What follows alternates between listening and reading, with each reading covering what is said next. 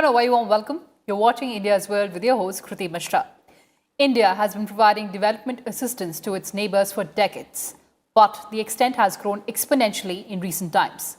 The COVID-19 pandemic has seen this principle in action as Prime Minister Modi has reached out personally to counterparts in countries hardest hit by the virus.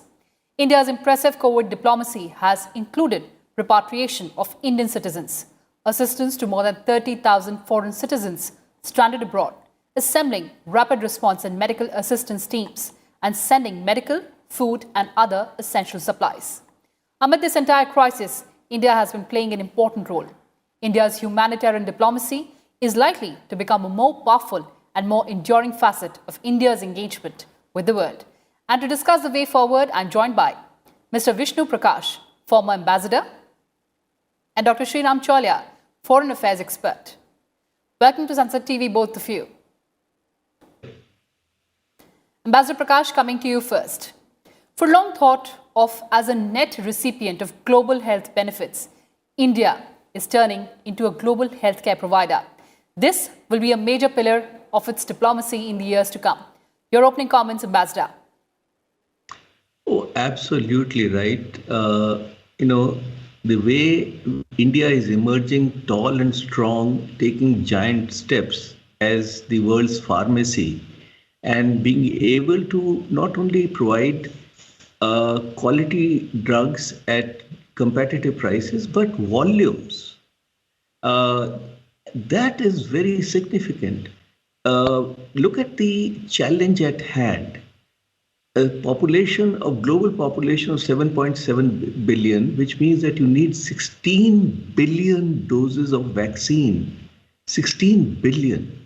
And at the current rate, it will be 2025, unless a country like India steps in, which we have. And it's remarkable that we have already supplied a vaccine to 69 countries. And, it's not new. And that brings me to another point which I would like to mention.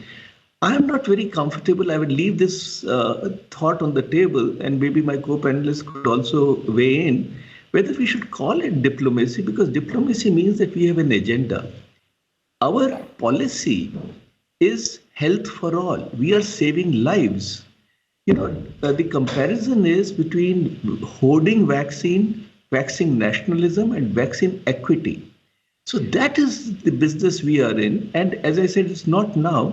Let me take you back to 2003, when with Clinton Foundation, India started supplying antiretroviral drugs, which saved tens of thousands of lives. The going rate was $10,000. We supplied it for 10,000 rupees. So that is the role of India. That's the contribution of India. And last point is that, there are certain countries today, affluent countries, which are hoarding the vaccine. And as of date, more than 70 countries have not got a single dose. India is trying to make sure that every life matters. And that is the role that India is playing. And I think we can be justifiably proud of being a valuable member of the Committee of Nations. Absolutely, sir. You're making very important points there. And let me take that to Dr. Cholia. Dr. Cholia, as Ambassador was mentioning, from hydroxychloroquine medicines to now shipping out COVID-19 vaccines, India is stepping up its health assistance. The COVID-19 pandemic has brought about a new dimension in India's role as a global health provider and its health and humanitarian assistance. Your take, sir. Well, Kriti, indeed, every box of our vaccines that's being shipped across the world has the Sanskrit phrase, Sarve Santu Niramaya. Let no one suffer from disease. So it is in our ethos, it's in our civilizational greatness that we have always done this from times immemorial. And I think that's what we're emphasizing. And in that sense, it's an extension of India's identity as a great nation, which rises to the occasion and treats the world as one family, and the 7.6 billion people. And our vision, which Prime Minister Modi has articulated, is even if one person remains sick, then in a contagious environment like a pandemic, none of us are sick. So our health is directly linked to the health of and well-being of the people of the rest of the world. I think that is the basis for doing this, and I think the speed, the scale at which we are doing, the cost, all these are really remarkable, and people have woken up and realized that we are is pharmacy of the world, yes, but also a medical superpower. And in that sense, I think our capacities and will both have come together. Sometimes there are countries with capacity, like for example, if you just look at the number of vaccines being manufactured, the data shows the World Economic Forum is saying the US has 4.8 billion doses lined up for manufacture in the US in 2021. We are a little bit less than that, 3.8 billion or so, and China is less than us. But the point is, the US is reserving it primarily for its domestic use.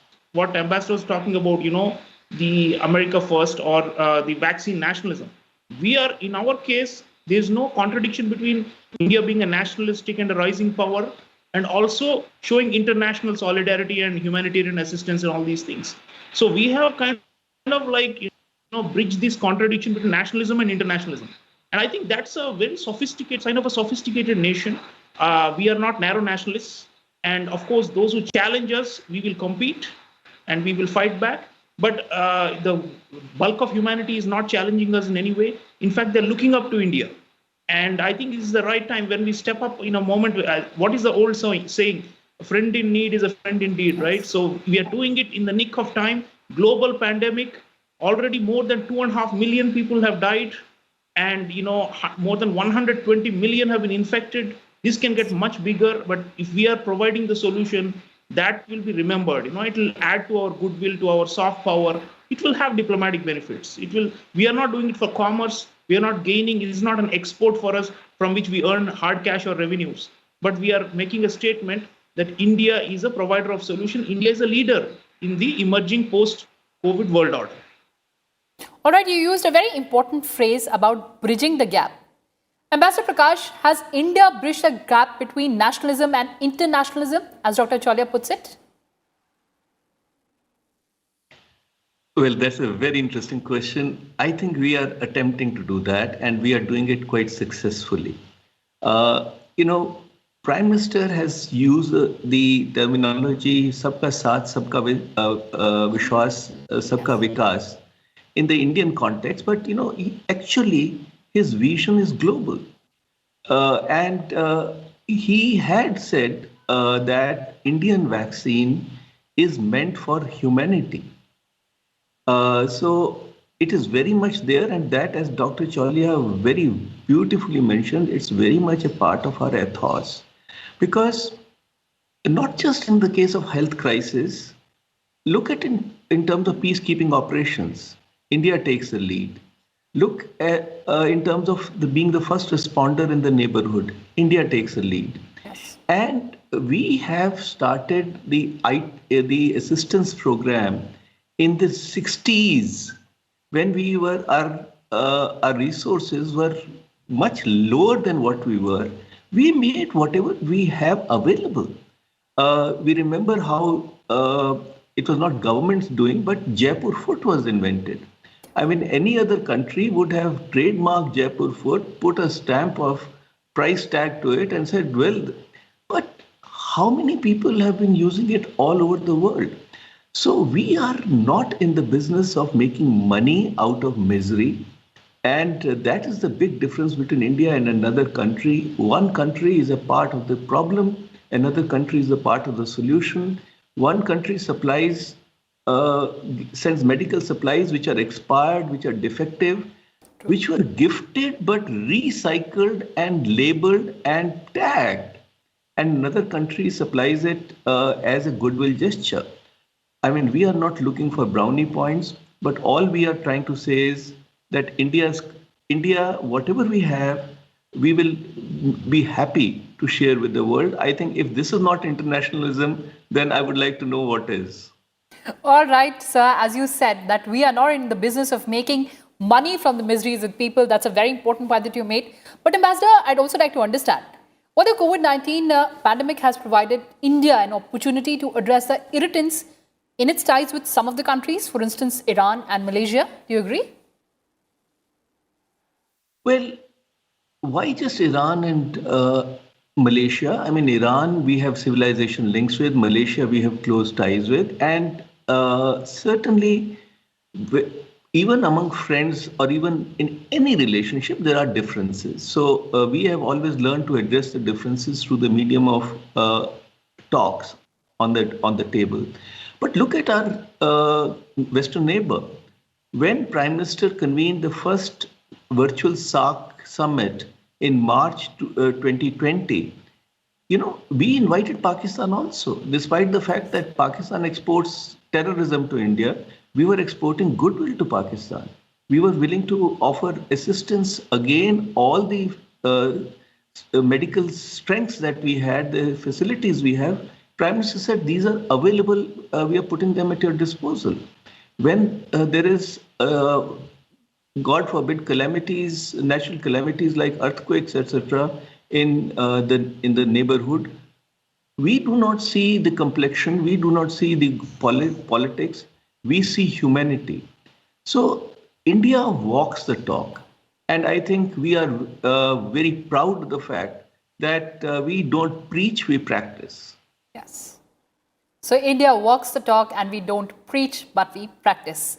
Dr. Chaulia, as India shipped out the COVID-19 vaccines to various countries, the first recipients were India's neighboring countries. This certainly underlines our firm commitment to neighborhood first policy. I'd just like to understand, can India offset Chinese influence to a certain degree through its vaccine and humanitarian assistance? Well, Kriti, winning hearts and minds of people in South Asia and Indian Ocean region is always a very important goal of our statecraft. And to that extent, it's always been a number one priority. In fact, even our development assistance, the regular ODA, overseas development assistance, the bulk of it goes to neighboring countries and then to sub-Saharan Africa and other parts of Asia. So I think Bhutan, Afghanistan, Nepal, the Maldives, these have always been major recipients of Indian assistance. So our priorities are always as the first concentric circle, to use the Chanakya's famous spatial notion of geopolitics. The first concentric circle is our immediate neighborhood. So the mandala. So we are very much focused on the mandala, and I think we have shown. In fact, you saw the kind of glowing thank yous coming from all the neighboring countries, starting with the Prime Minister of Bhutan, of Bangladesh, Maldives, all of them, Sri Lanka. They are truly grateful because see the efficacy of the Chinese vaccine. Even though the Chinese are also like forcing countries to take their vaccine, the point is, the clinical trials have not shown adequate efficacy, and many countries are finding themselves, they are just being sold lemons, don't really solve the health crisis. So I think, and some countries have flipped. For example, even far away from our neighborhood, like Brazil and all, have realized, Sri Lanka realized recently and has announced that they will stop taking Chinese vaccines, even though China has got a lot of influence in Sri Lanka. Through port projects and through infrastructure, through loans, through takeover of strategic real estate and all that. So yes, I think what we are doing now is a life-saving business or life-saving task, and I think it will be recognized in the hearts and minds of people. It will definitely overcome the politics in some of our neighboring countries, which is to blame India. Some elites in these countries try to turn their population against India as a part of their domestic football, and they try to create an impression that India is a big brother or it's imposing its will on us. It's interfering in our internal affairs. But when people see what India is doing now in this form, it will definitely affect them. And ultimately, when the societies of these countries, PM Modi's diplomacy in the neighborhood, Sagar and all these concepts have been to win the hearts and minds of the ordinary people in those countries. It's not just between government to government or business to business. It's also people to people. So I think it will make a difference because ordinary people, its survival is at stake. This is a killer pandemic, and when India steps in, like an angel, practically, it will be remembered. So yes, we are showing a different face compared to the Chinese. Like Ambassador saying, Chinese have been commercially exploiting these countries, even demanding conditions. In some Southeast Asian countries, they were saying that you have to oppose any ASEAN the group, the regional group. You have to oppose an ASEAN consensus that will go against China. If you want our vaccines, you have to change your approach to other things. So they're linking it with clear conditionalities, and they interfere in the internal affairs of these countries. Although they say we are in favor of non-interference. So I think we are setting a different example. Only thing is, some people say that we do the good things, but we don't get bang for the buck, and we don't convert it into diplomatic capital.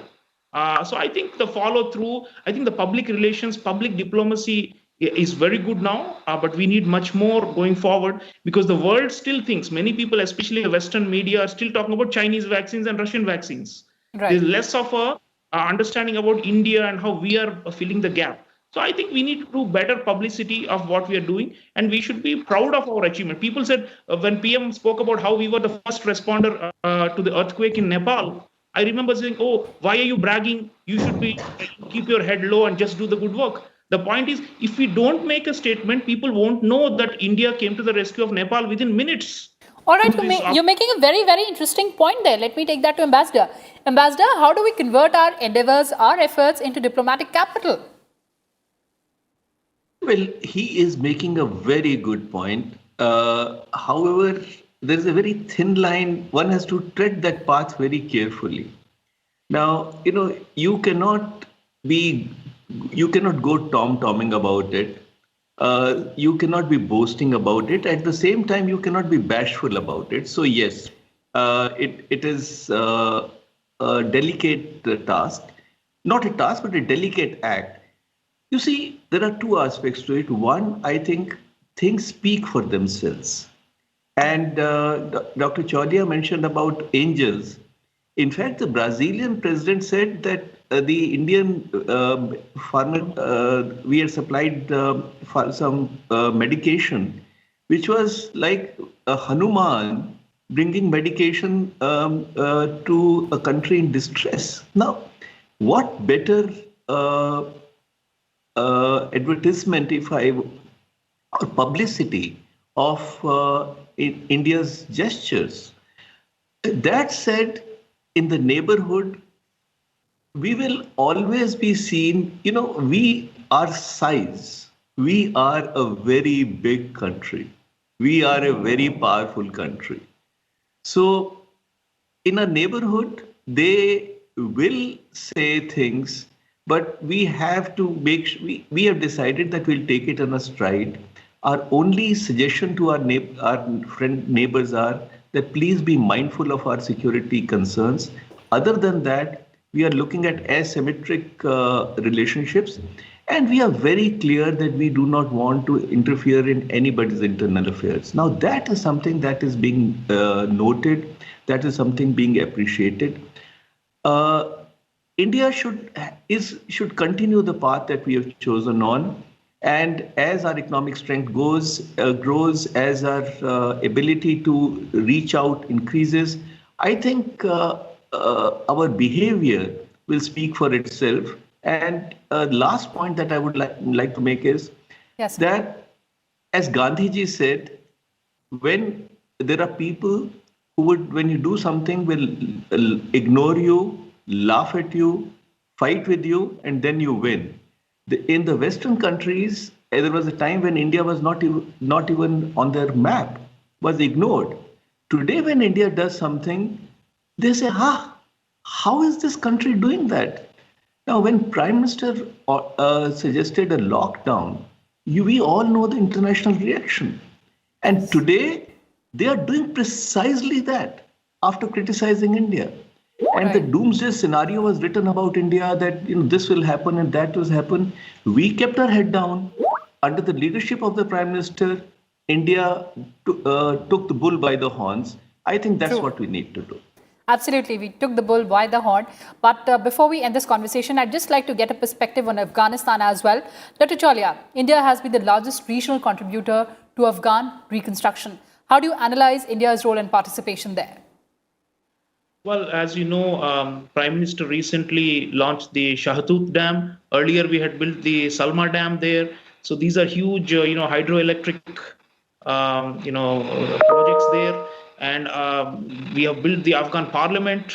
PM went to Kabul to personally inaugurate it a few years ago. Yes. And hospitals, roads, telecom, and we have done it at the sacrifice also of our personnel, many of whom have been attacked by Pakistani proxies like Haqqani network and Taliban. So we have even given our blood for the sake of stability and moderate outcomes in that country. And I think we will continue to support the nation building and the state building efforts there as the peace process goes forward.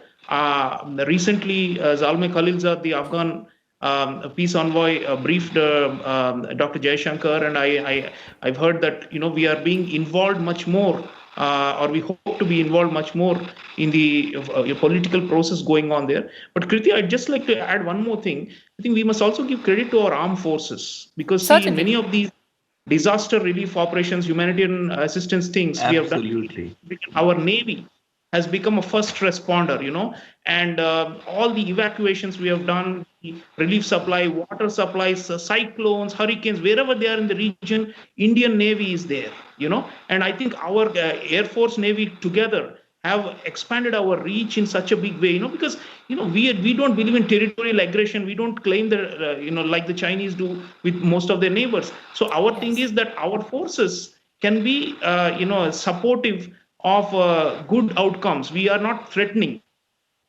So when our military, our ships go out and hand out essential commodities and supplies for survival of people struggling from natural disaster, there's nothing like it, and I think that shows that they can depend on us for security cooperation, security assistance. So there's also that element where our Navy is honing its capability, Air Force honing capability in what they call HADR, humanitarian assistance and disaster relief, or what they call non-traditional threats, which are faced by humanity. So I think that's where India is now net provider of the security in our region, especially the expanded Indo-Pacific, and humanitarian assistance is one of the means by which we are doing this. Absolutely, sir. But before we end this conversation, closing comments from both my guests. Ambassador Prakash, India in the 21st century, geopolitics and India's soft power ambitions. Your take? I would very much want, with what I've seen over my diplomatic career, the rise of India, or not the rise of India, the re-emergence of India, the outlook of India, I think the time of India has come. And India is steadily moving towards occupying its rightful space in the global pecking order, in the Committee of Nations, and it is being increasingly recognized that India is a factor of peace, India is a factor of stability, and I think we can be proud of not only that, but being the biggest, the most vibrant, and the most successful democracy in the world. I think India is arrived. Dr. Chalia, India has arrived? Yes, and in fact, we are dependable and we are reliable, Kriti. If you remember, when Prime Minister came to power, he told Sheikh Hasina, his Bangladeshi counterpart, "Aap mujh par bharosa rakhiye."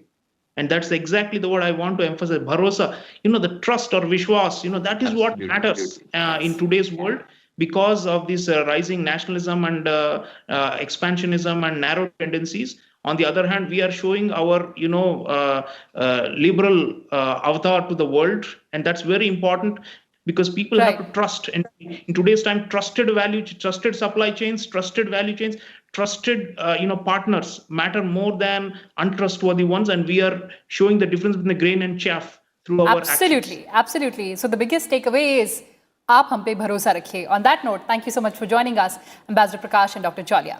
So at the heart of Indian foreign diplomacy and development assistance is the principle of Vasudhaiv Kutumbakam, or the world is one family. That's all we have for you in this edition of India's World. Thanks for watching and stay tuned.